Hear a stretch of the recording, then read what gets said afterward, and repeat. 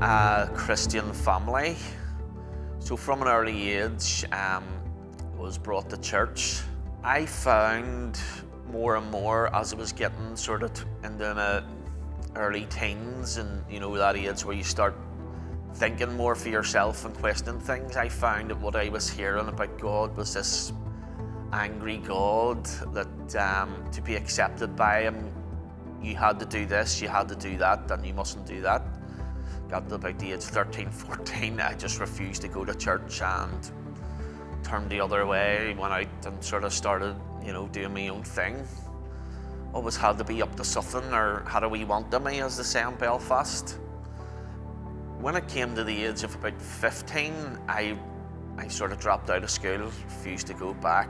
I became involved in drug scene, taking drugs, and was also involved in selling them. And that brought me into sort of contact and into the circle of a loyalist paramilitary organisation. And gradually from there, over the coming years, with everything going on, I just sort of found myself going in the sliding more in the deeper, darker place. One wake-up call I definitely had was somebody who had known my whole life was brutally murdered. I knew things had to change, but obviously, that gave me a bit more of a shove too. So I sort of tried to cut all ties and stop taking drugs. I did that sort of on my own. What I didn't see at the time was, yes, I'd cut out drugs, but I was becoming more and more heavily reliant on alcohol. That got to a point where in 2009, I had lost my job. I was in a deep, dark hole of depression, totally and utterly dependent on alcohol. I was suicidal. That, to me, taking my own life was the only way I could see out of my misery. So I came to the point, I was at my lowest point on the 9th of December 2009. I woke up at 2 a.m. in the morning, and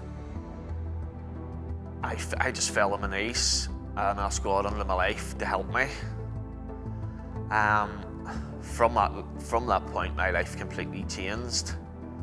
I knew from that moment on that God absolutely, completely loved me. He wasn't wanting to punish me or anything like that for my past. He accepted me as I am for who I am.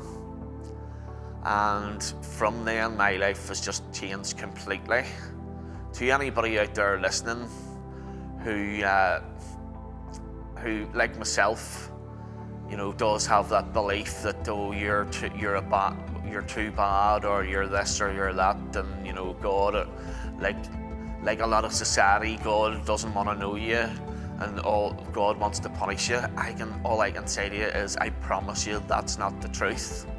That is actually a lie that the devil tries to tell you to keep you away from God, to keep you locked in your dark place. So I can assure you, if you do put your trust and your faith in God, you will not regret it.